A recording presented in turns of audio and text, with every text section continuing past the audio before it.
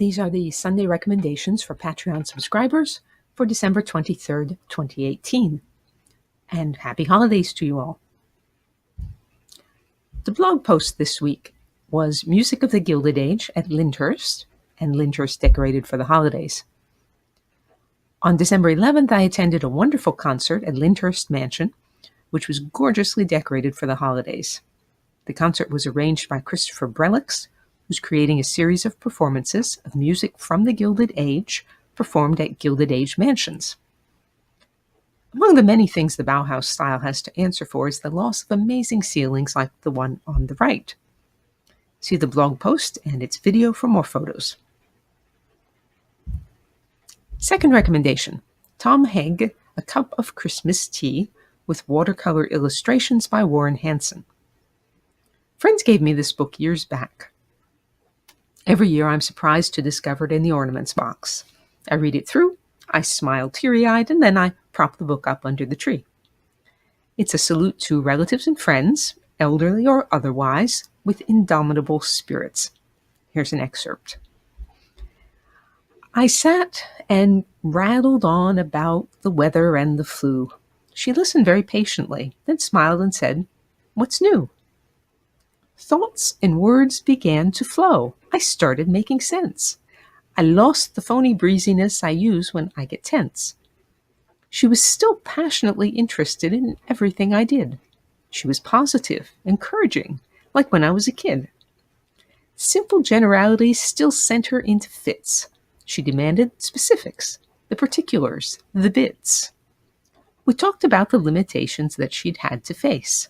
She spoke with utter candor, and with humor and good grace. And it continues.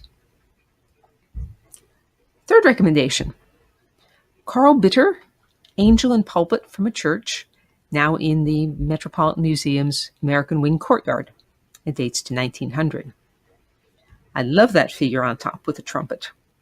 And this graceful procession always makes me think of the most cheerful of Christmas carols. The video of this week's recommendations, this is the video of this week's recommendations. And no, I'm not going to start again.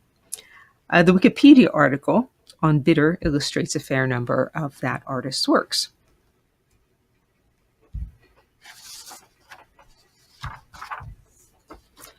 Fourth recommendation for Patreon subscribers, Emanuel Leutze's Washington Crossing the Delaware.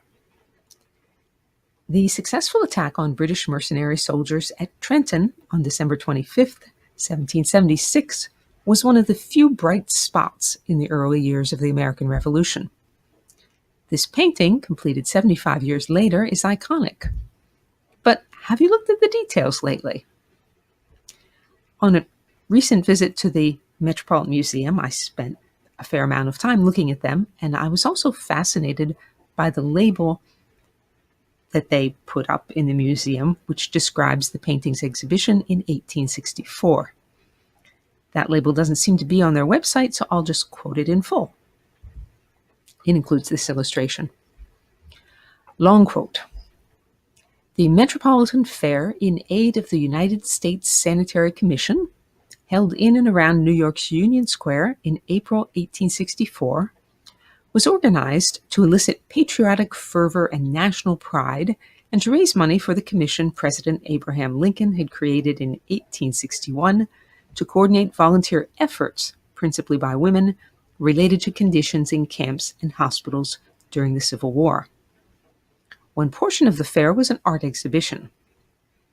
Dominating the northern wall of the paintings gallery was Emanuel Leutze's Washington Crossing the Delaware. You can see it all the way at the back here.